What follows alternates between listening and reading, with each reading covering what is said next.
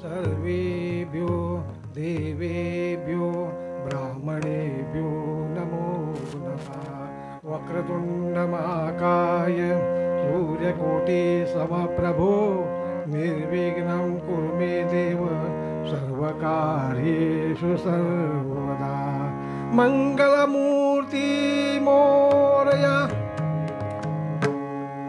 ब्रह्मानन्दं परमसुखदं केवलं ज्ञानमूर्तिं द्वन्द्वातीतं गगनसदृशं तत्त्वमस्यादिलक्ष्यम्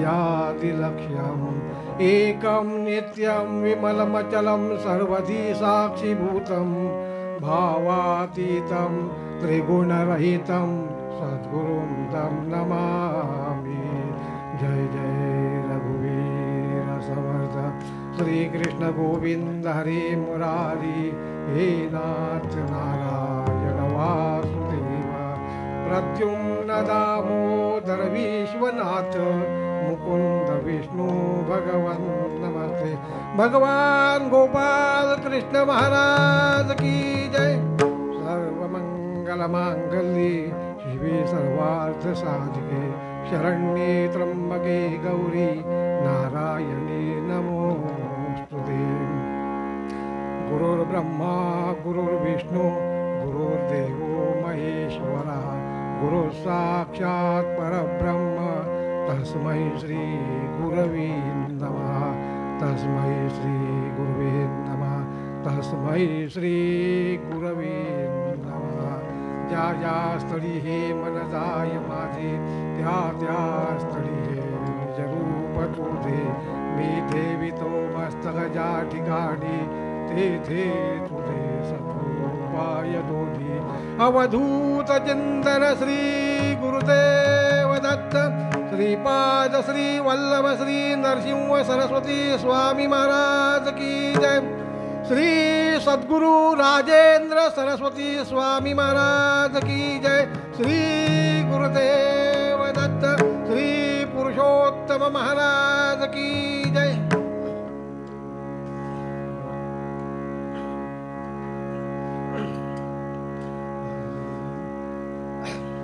राम कृष्ण हरि जय जय राम राजा राम। राम कृष्ण हरि जय जय राम राजा राम।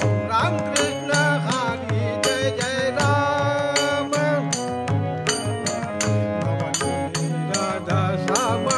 नवनीत सम नवनीत प्रिय नवनीत सम नवनीत प्रिय नवला विनोद विहारी राजा नवला विनोद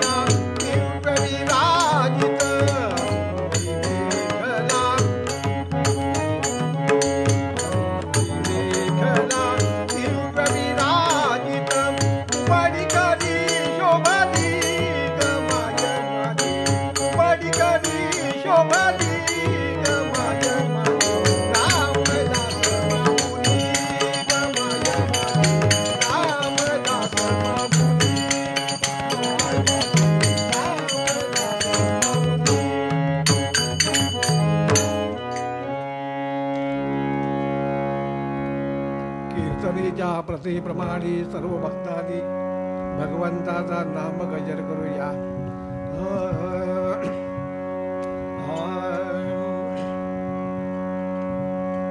विठ्ठला विठ्ठला विठ्ठला हरी ओम विठ्ठला.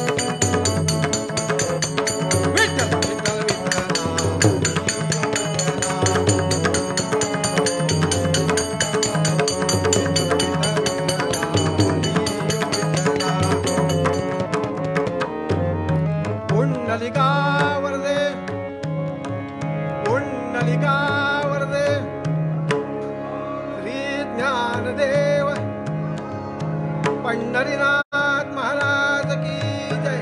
अनंत कोटी ब्रह्मांड नायक राजाधिराज रामचंद्र महाराज की जय. अनंत कोटी ब्रह्मांड नायक योगीराज अक्कलकोट निवासी श्री स्वामी समर्थ महाराज की जय. अवधूत चिंतन श्री गुरुदेव दत्त मंगल मूर्ति श्री पुरुषोत्तम महाराज की जय. जय जय रघुवीर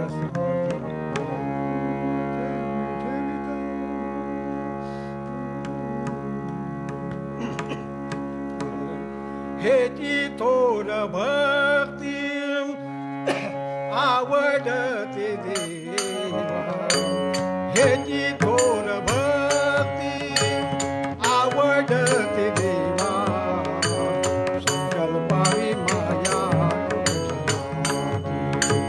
संकल्पावी माया संकल्पावी माया संसाराची हेची थोर भक्ती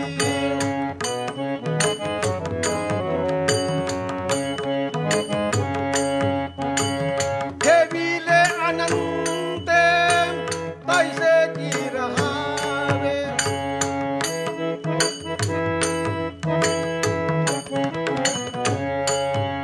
ठेविले अनंत तैसे की रहावे ठेविले अनंत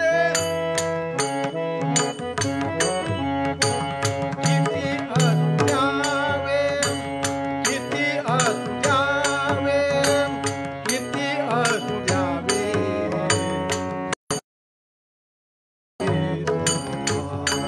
किती असू द्यावे किती असू द्यावे समाधान हेची थोर भक्ती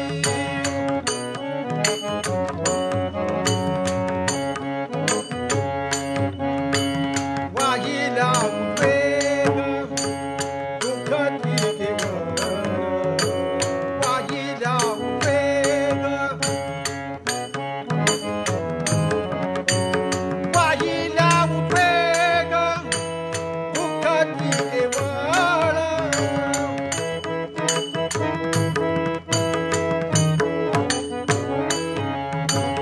वाहिला उद्वेग दुःख तिथे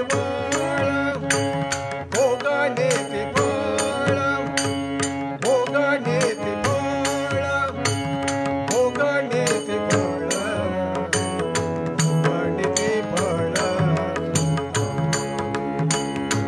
भोगणे ते फळ भोगणे ते फळ संचिताचे हेची थोर भक्ती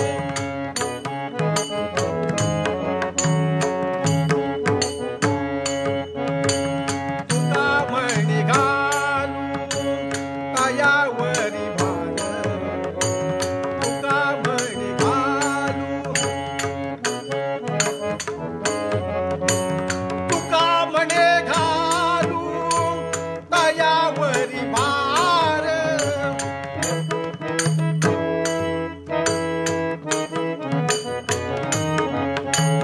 तुका म्हणे घालू पायावरी भार वाहू हा संसार वाहू हा संसार वाहू हा संसार वाहू हा संसार वाहू हा संसार वाहू हा संसार तया पायी हेची थोर भक्ती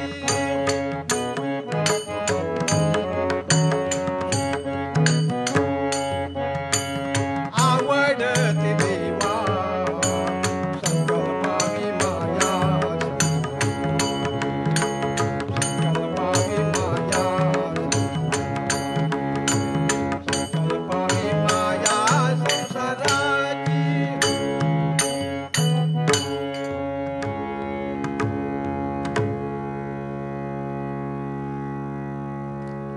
अधिक मासाच्या निमित्ताने अधिक मासाचं औचित्य साधून कीर्तन कला प्रेमी मंडळाने हा जो कीर्तन सेवेचा उपक्रम राबवलेला आहे हा खरंच कौतुक म्हणावं लागेल याचं.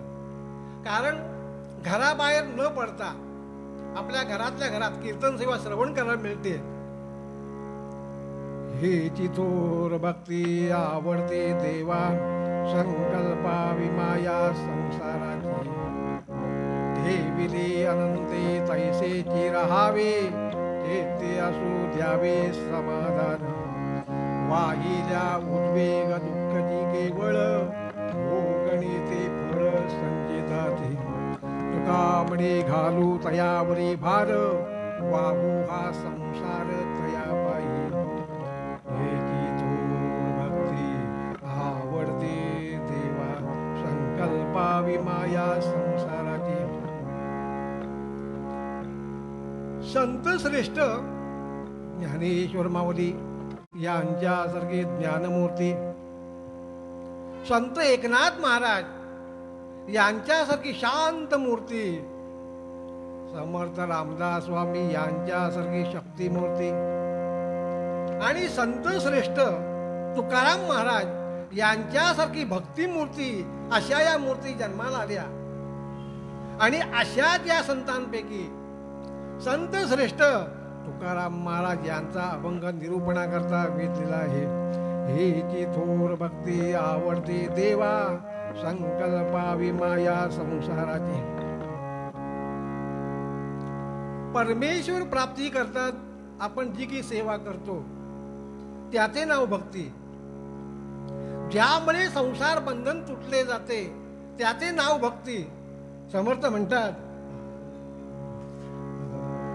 मना सज्जना भक्ती पंक्तीची जाण, मना सज्जना भक्ती पंक्तीची जाण. हरी पाणी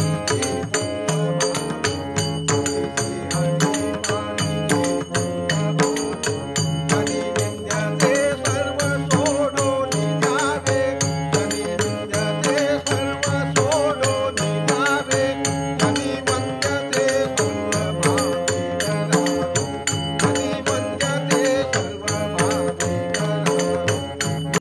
बाहेर पडलेले आहेत.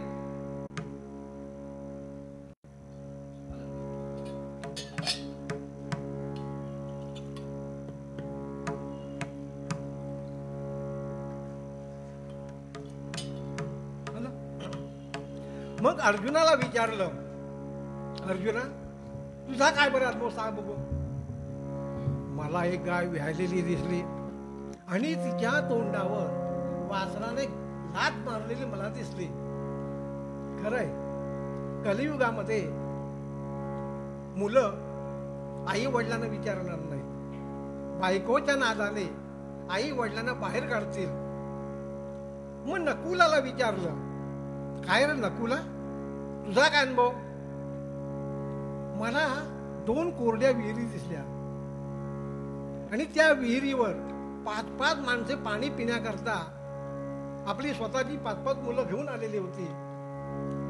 याचा अर्थ श्रीकृष्ण बोलले की घराची टंचाई होईल, अन्नधान्याचा तुटवडा पडेल. मग सहदेवाला बोलले, सहदेवा तुझा काय बरा अनुभव. मी असा आणि ते डोंगराचे कडे अहो माझ्या अंगावर पडतेच की काय असं वाटलं. खरंय, कलियुगामध्ये धर्माची घडी विस्कटून जाईल, धर्म कोसळेल आणि तो डोंगर म्हणजे काळा कवताजवळ येऊन अडकला म्हणजे धर्म. त्याप्रमाणे रामनामाने सर्वात ऱ्हास होतो आणि सगळे मानव उद्धरून जातात. नामात शक्ती तुझी अगती हराया, पाप्यात शक्ती गती अगती कराया. पापी माणसामध्ये जेवढी शक्ती पाप करण्याची शक्ती आहे त्याच्यापेक्षा हरण करण्याची शक्ती नामस्मरणामध्ये आहे. साधं मरा मरा म्हणता वाल्या वाल्मिकी ऋषी झाला हे आपल्या सगळ्यांना माहितीच आहे. भक्ती विनवशनो हे, भक्ती विनवशनो हे, विण्याने वा मृदुंग नादाने, कन्यादान फलाते, कन्यादान फलाते, पावे कैसे मृदुंग नादाने. राम राम हरे हरे राम राम, राम राम राम हरे राम राम, राम राम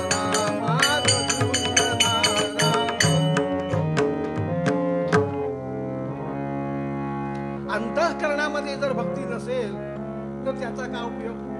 मृदंगाच्या नादाने भगवंत काय प्रसन्न होणार आहे.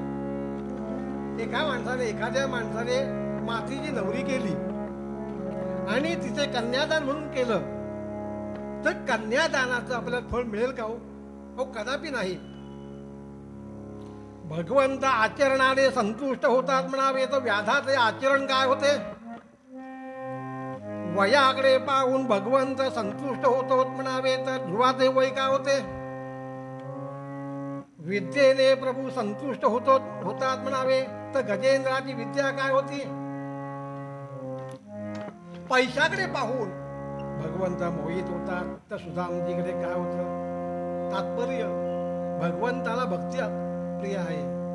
भगवंताला अनन्य भावाने शरण जाणे म्हणजे थोर सांगितले आहे.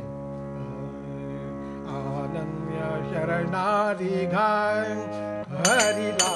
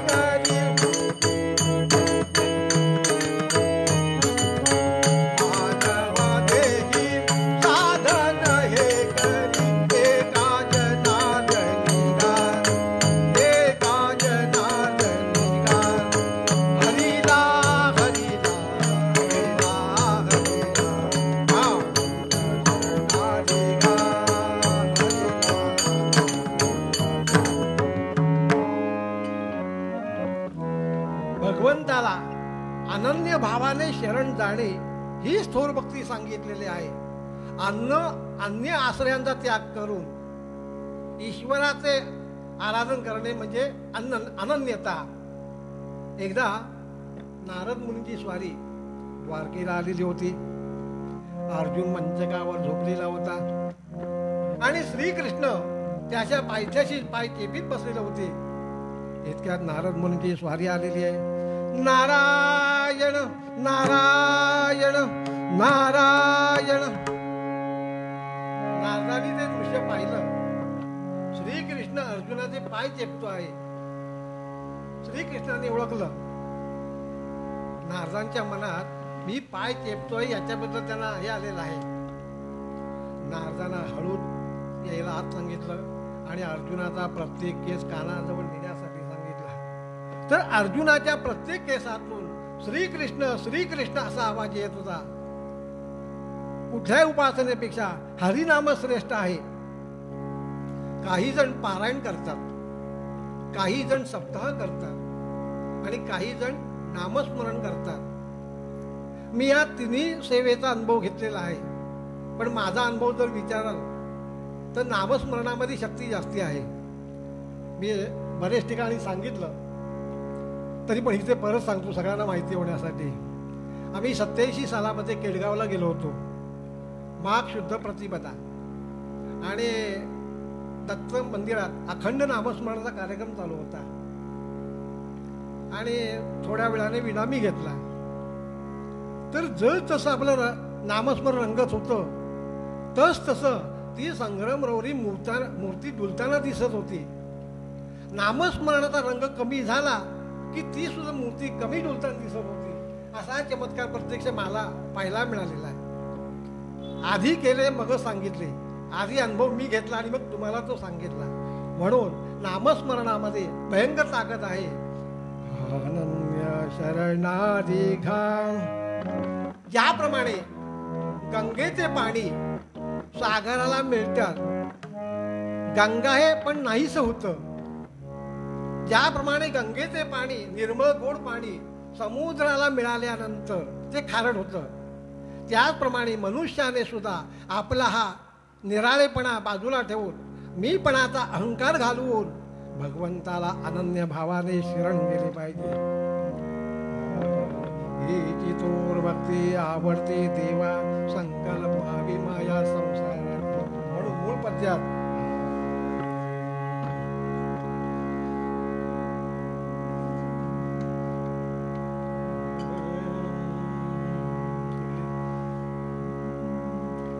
हे जी थोर भक्ती आवडते देवा, हे जी थोर भक्ती आवडते देवा, संकल्पावी माया संसाराची, संकल्पावी माया.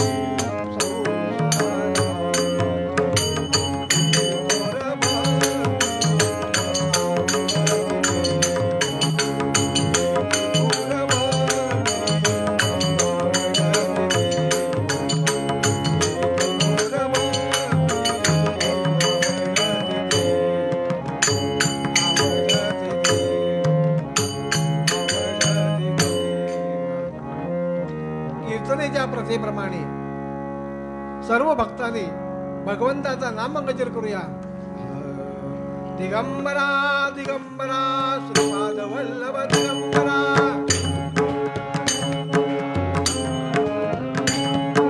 दिगंबरा दिगंबरा श्रीपाद वल्लभ दिगंबरा,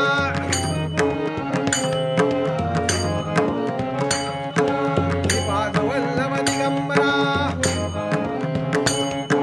श्रीपाद वल्लभ दिगंबरा, श्रीपाद वल्लभ दिगंबरा, श्रीपाद वल्लभ दिगंबरा, श्रीपाद वल्लभ दिगंबरा,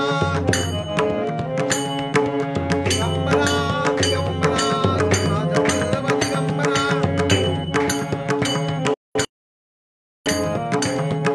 श्री कृष्ण गोविंद हरे मुरारी, हे नाथ नारायण वासुदेव, प्रद्युम्न दामोदर विश्वनाथ, मुकुंद विष्णु भगवंत वासुदेव. दिगंबरा दिगंबरा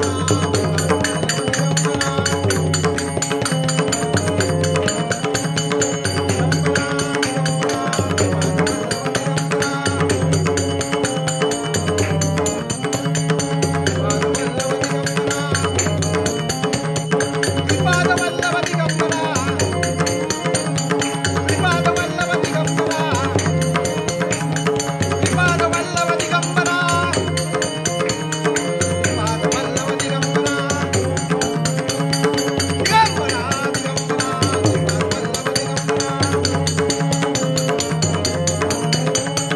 दिगंबरा दिगंबरा श्रीपाद वल्लभ दिगंबरा. कुंडलिकावरदे विद्यानदेव पंढरीनाथ महाराज की जय. अनंत कोटी ब्रह्मांड नायक राजाधिराज रामचंद्र महाराज की जय. अनंत कोटी ब्रह्मांड नायक योगीराज अक्कलकोट निवासी श्री स्वामी समर्थ महाराज की जय. अवधूत चिंतन श्री गुरुदेव दत्त श्री पुरुषोत्तम महाराज की जय. मंगल मूर्ती जय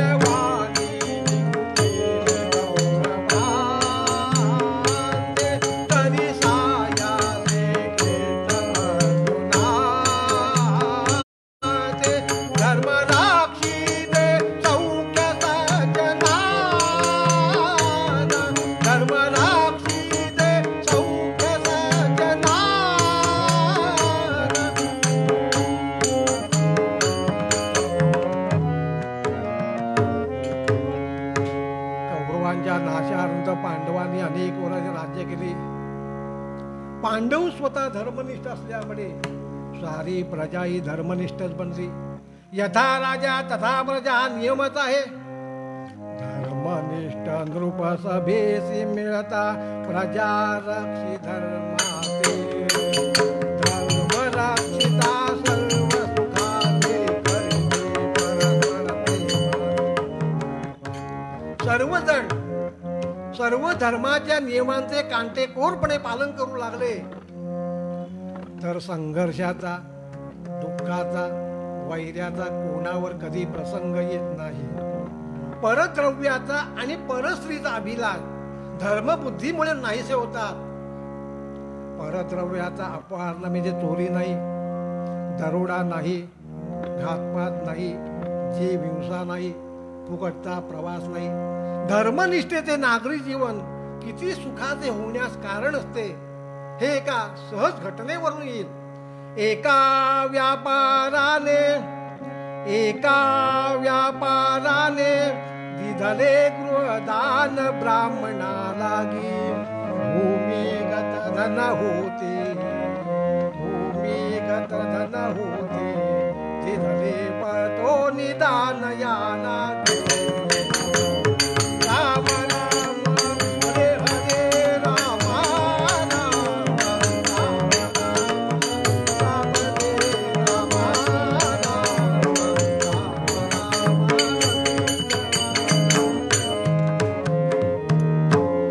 एका सधन व्यापाराने एक घर ब्राह्मणाला दान दिले.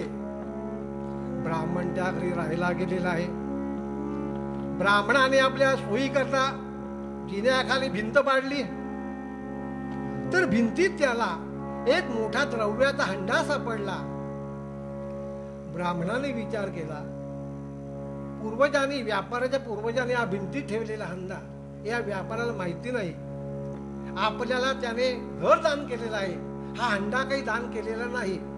तेव्हा हा हंडा जसाच्या तसाच त्या व्यापाराला नेऊन दिला. व्यापारी सुद्धा धर्मनिष्ठच होता. तो म्हणतोय, हे भूमिगत धन मला माहीत नसले तरी ते माझे नशिबी नसल्यामुळे मला ते मिळाले नाही. ते धन आपल्यालाच प्राप्त व्हावे अशी परमेश्वराची इच्छा दिसते आणि म्हणूनच ते धन आपल्याला सापडले. ब्राह्मण म्हणतोय, मला न दिलेले द्रव्य मी कधीच घेत नसतो. व्यापारी म्हणतोय, मी दान दिलेले आणि मी न कमाविलेले असे द्रव्य मी कधीही घेत नसतो. ब्राह्मण म्हणतोय, आपण हे घेणार नसाल तर आपले विरुद्ध फिर्याद करून हे द्रव्य घेण्यास भाग पडेल. असा खटला धर्मराजाच्या दरबारी आला. असे खटले आज पाहायला मिळतात का हो? धन लुबाडले, आपण आता टीव्हीवर पाहतो. असे सुखाचे रामराज्य चालू असता, धर्मराज्य चालू असता धनुर्मास प्राप्त झाला. तया लागी लोटता काळ काही, तया लागी लोटता काळ काही. पुढे आला धनराशी लाजकी, पुढे आला धनराशी लाजकी. तया मासी चित्रांग भास्करा, तया मासी चित्रांग भास्करा.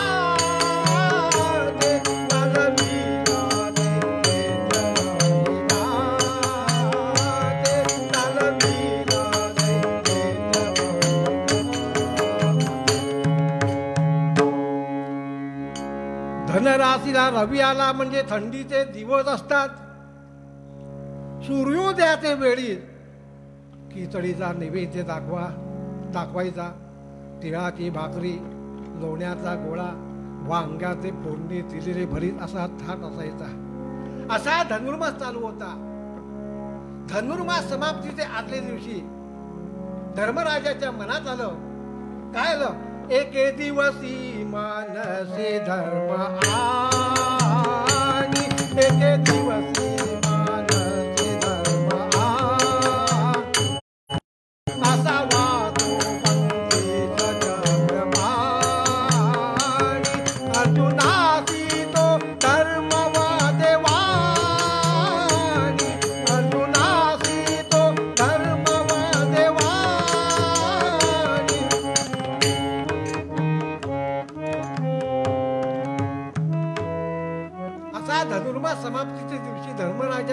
लक्षात आलं की भगवंत पंक्तीला असावेत आणि प्रत्यक्ष नैवेद्य समर्पण करावा असं धर्मराजाच्या मनात आलेलं आहे.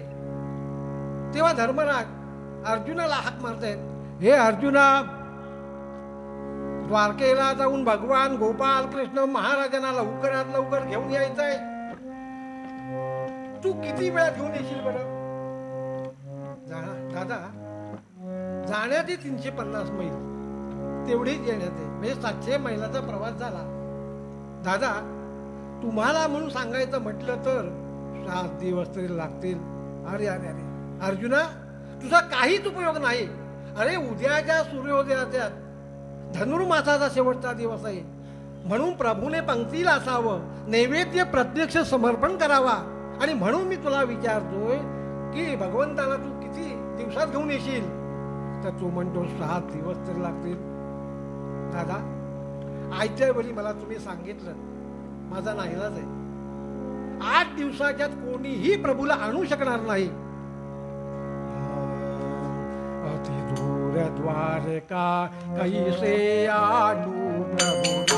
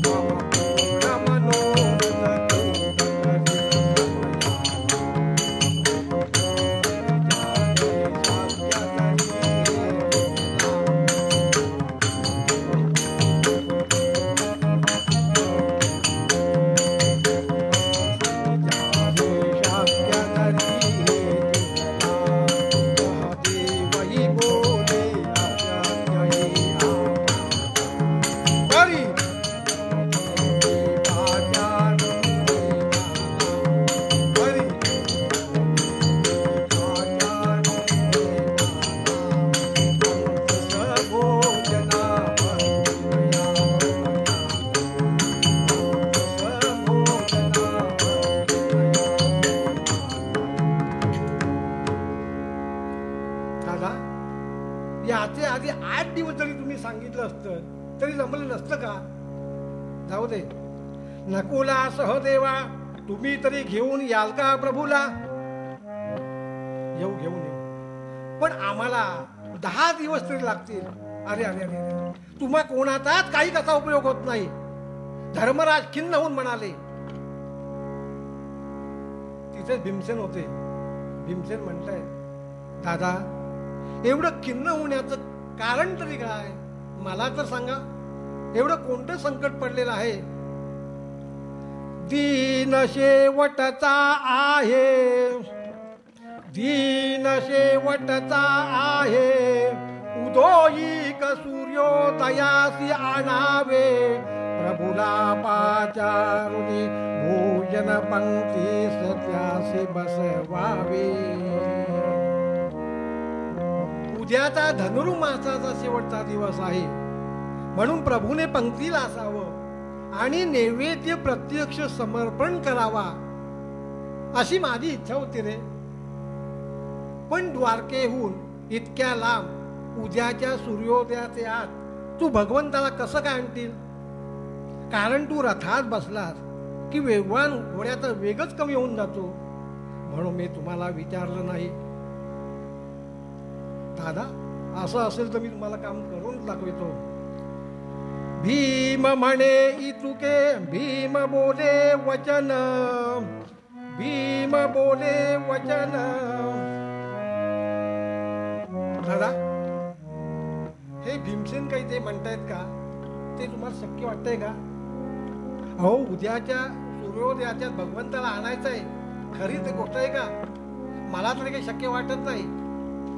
त्यावर धर्मराज भीमाला म्हणतायत, धर्म म्हणे बा कैसे, अवधी नसताची शक्य हे तुझला, पार्थादी बंधू सर्वही अशक्य म्हणता ती आणली प्रभुला.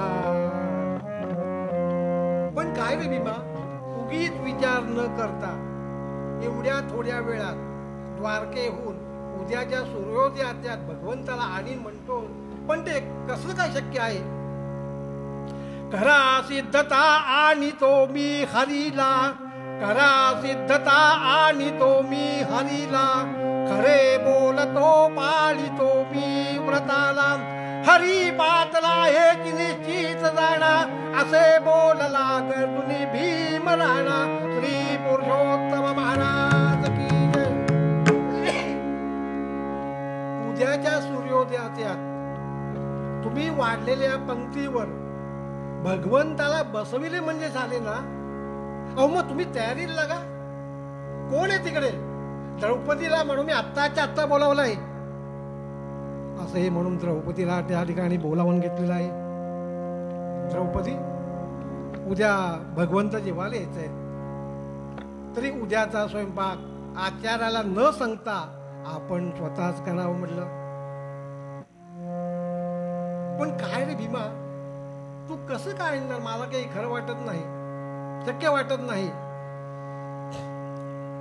भीम म्हणतात, भर सभेत द्रौपदीच्या वस्त्राला हात घालून दुःशासन, ज्या दुर्योधनाने ज्या मांडीवर हात मारून द्रौपदीला बसण्यास सांगितले, त्या दुर्योधनाच्या मांडीवर गतीला बसवीन अशी प्रतिज्ञा केली होती. अर्जुन म्हणतोय, भीमाने या काही 2 प्रतिज्ञा केलेल्या होत्या पूर्वी, त्या मला कबूल आहेत, माझं त्याच्यावर काही म्हणणं नाही. पण ही जी 3री प्रतिज्ञा करणार आहेत ती खोटी करून दाखवते असं म्हणताय. मग माझी 3री प्रतिज्ञा ऐका. भीम बोले वचन, भीम बोले वचन, जरी प्रभू सन आणीन, तरी अर्पिण माझा प्राण हे सत्य जाण धर्म. हे बघा, मी जर भगवंताला आणू शकलो नाही तर मी माझा प्राण भगवंताला अर्पण करीन. छे छे छे छे छे. भीमा, असं होता कामा नये. भगवंत आले नाही तरी चालतील, पण तू नाहीसा व्हावेस असं आम्हाला कधीही वाटलेलं नाही आणि कधी वाटणार नाही. भीमसेन म्हणतात, मी आता बोललो तर बोललो, आता माझा हा शब्द कधी मागे फिरवणार नाही. उद्या तुम्ही वाढलेल्या पंक्तीवर भगवंत जेवायला येणार म्हणजे येणार, असे म्हणून भीमसेन निघून गेले. धर्मराजाने अर्जुनादी सर्व बंधूंना सांगितले, या गोष्टी इतक्या थराला जातील अशी माझी सुद्धा कल्पना नव्हती. आपणाला देखील ती कल्पना आलेली नसेल. तरी उद्याचा दिवस या बाबतीत कोणीही काही बोलू नका. उगीच तो आपल्या जीवाचे काही बरे वाईट करून घ्यायचा. झालं, रात्रीचे 12 वाजलेले होते, सर्वजण झोपलेले होते आणि धर्मराजाला मध्येच जाग आली आणि विचार करू लागले, ज्यावरती भीम मरणाची प्रतिज्ञा करतोय, पण ते भगवंताला कसं काय आणणार? इतक्या लांब रथात जाऊन भगवंताला आणि शक्य नाही. भीमाने योजना काय केली, कोणाला पाठवले आहे का स्वतःच गेलेला आहे, बघूया तर खरं. असा विचार करू धर्मराजाने आपल्या पहारेकऱ्याला हाक मारली, अरे भीमसेन गेले का विचारून ये बघू. धर्मराजाच्या दारावरचा पहारेकरी भीमसेनांच्या दारावरच्या पहारेकराला विचारतोय, भीमसेन गेले का? तो म्हणतो, कुठे जायचे होते? हा म्हणतोय, मला माहित नाही. मग भीमसेन गाढ झोपलेले आहेत. त्याप्रमाणे धर्मराजाचा सेवक धर्मराजांना जाऊन सांगू लागला, अहो भीमसेन गाढ झोपलेले आहेत. अरे, मी धर्मराजाने बोलावले म्हणून सांग. परत धर्मराजाचा सेवक भीमसेनांकडे आलेला आहे. अहो, धर्मराजाने भीमसेनांना बोलावलेलं आहे, मग तुम्ही उठवा. आम्ही काही उठवणार नाही, कारण जागे करणाऱ्याच्या एखादे वेळी थोबाडीत मारतात. थोबाडीत बसली की पुण्यतिथी, आधी विमा उतरा मग जा. तेव्हा आम्ही काही विमा उठवणार नाही.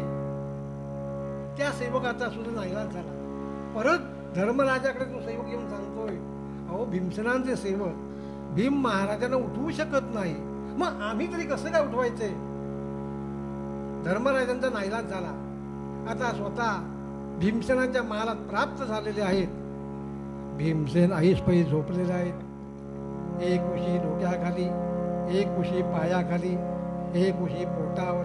पोटावरची उशी 2 फूट वर चढते, 2 फूट खाली उतरते आहे. असा थाट. भीमा, ए भीमा, भीमा, अरे अरे भीमा, जागा हो. दादा, तुम्ही आणि माझ्या महालात काही परचक्र आलंय का? का कोण चोर आलाय? अरे परचक्र नाही की कोण चोर नाही. मी फक्त तुला सहज विचारायला आलोय. तू प्रभूला कोणाला पाठवलं आणायला? प्रभू, हो दादा, सूर्योदय होण्यासाठी खूप अवधी आहे. उठून बघू नंतर काय करायचं. भीमा, हा प्रश्न मी तुला विचारायला नको होता. झोप, स्वस्थ झोप. असे म्हणून धर्मराज निघून आलेले आहेत. पहाटेचा सुमार झालेला होता. सर्वजण द्रौपदीसह सर्व उठलेले आहेत. आपापली नित्यकर्मे करीत आहेत. प्रातःकाळी सर्व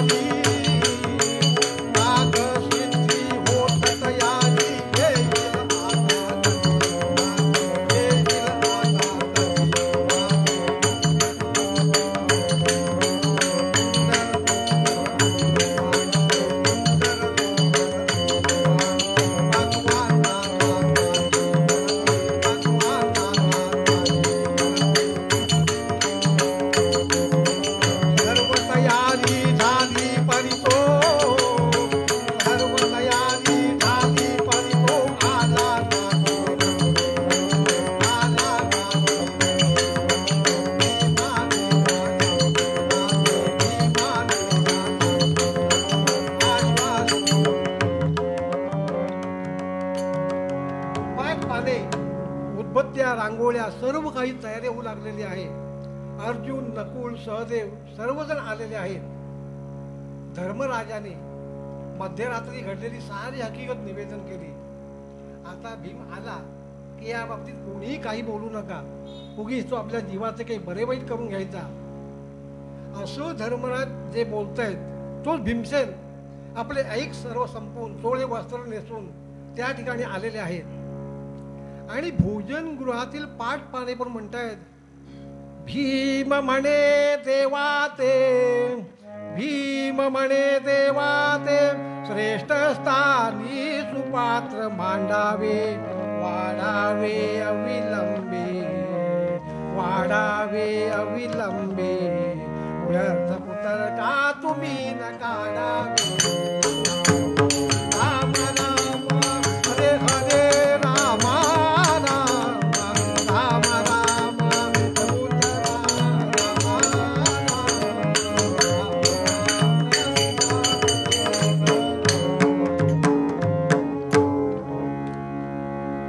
भगवंताचे पान मांडले नाही तरी सर्वप्रथम स्थानी त्या भगवंताचे पान मांडत घ्या. सर्व पदार्थ वाढायला सुरुवात करा. सर्व पदार्थ वाढून झाले की मग मला सांगा. कारण प्रभू आले की आनंदाच्या वातावरणामध्ये केलेला पदार्थ तसाच वाढायचा राहून जाईल. म्हणून सर्व पदार्थ वाढून झाले की मग मला सांगा. याप्रमाणे द्रौपदी स्वतः कृष्णनाम घेत वाढीत आहे. भगवंताचे सोन्याचे ताट वाढण्यात आले. श्री कृष्ण गोविंद हरे मुरारी, हे नाथ नारायण वासुदेव. भीमसेनाने गदा हातात घेतलेली आहे. लगत असलेल्या चौकात आलेले आहेत. द्वारकेकडे तोंड करून उभे राहिलेले आहेत. भीमसेनाने गदा हातात का घेतलेली आहे? भगवंताला कोठून घेऊन येतात याचे सगळे कुतूहल निर्माण झालेले होते. भीमसेन म्हणतात, हे भगवंता, तू सर्वांच्या हृदयात आहेस हे सांगणे यावर माझा पूर्ण विश्वास आहे. अर्जुनात देखील तू तेच सांगितलेले आहे. ज्या अर्थी आम्ही सजीव आहोत त्या अर्थी तू आमच्या हृदयात आहेसच. मग आमच्या हृदयामध्ये असलेल्या परमेश्वराला बोलावण्यासाठी द्वारकेला यावे लागेल का? तू अर्जुनाला सांगितलं आहे तू सगळ्यांच्या हृदयात आहेस म्हणून. तेव्हा मी द्वारकेला न येता मी तुला येथूनच हाक मारित आहे. आणि ही जर तुला हाक पोचली नाही आणि जर का तू आला नाही तर मी मरून जाईल. पण मी मेल्यामुळे तू सर्वांच्या हृदयात आहेस हे सांगणे खोटे ठरेल. तुला आनंद भक्त हाक मारतात ते संकटाच्या वेळी. माझ्यावर कुठलेही संकट आलेले नाही. मी फक्त तुला जेवायला बोलवतोय. तू किती वेळात यावेस याकरता मी गदा वर फेकणार आहे. आणि गदा खाली येऊ लागली की तिच्या खाली माझे मस्तक धरणार आहे. गदा माझ्या मस्तकावर पडण्याच्या आत आला तर ठीक, नाही तर मरून जाईल. असे म्हणून भीमसेनाने गदावर फेकली सुद्धा आणि त्याच्या खाली मस्तक येईल अशा थाटात उभे आहेत. भगवंत विचार करताय पुष्कळ भक्त पाहिले पण असा नाही भक्त पाहिला. भीमाने गदा सुद्धा फेकलेली आहे आणि मस्तकावर गदा पडेल या तऱ्हेने उभे आहेत. तुका म्हणे प्राण करा देवासी अर्पण. आता गदा ती खाली येऊ लागलेली आहे. सांगायलाच वेळ लागेल इतक्यात सर्वांनी भगवंताचा धावा केलेला आहे. गोपाळा गोपाळा देवकी नंदन गोपाळा.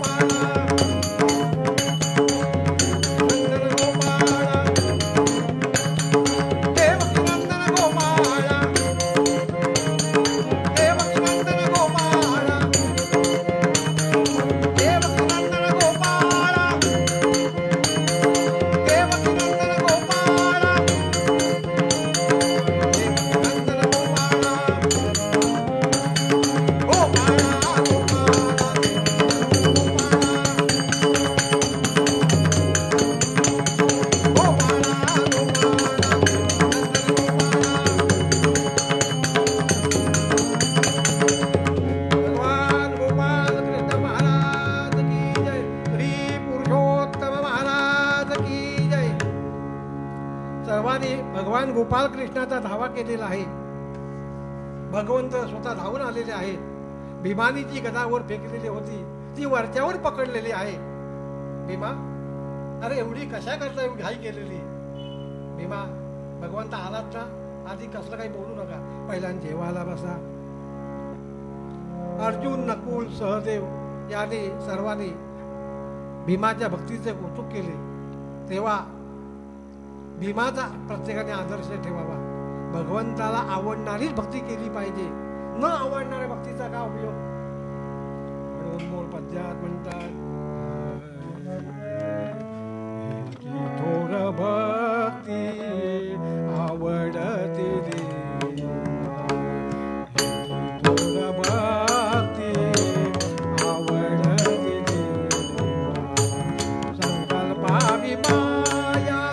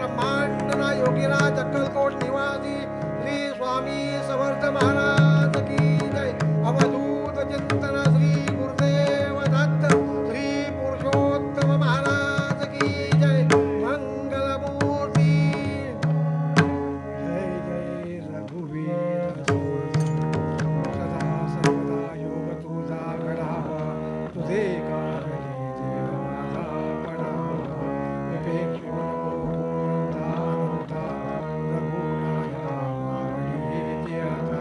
जय जय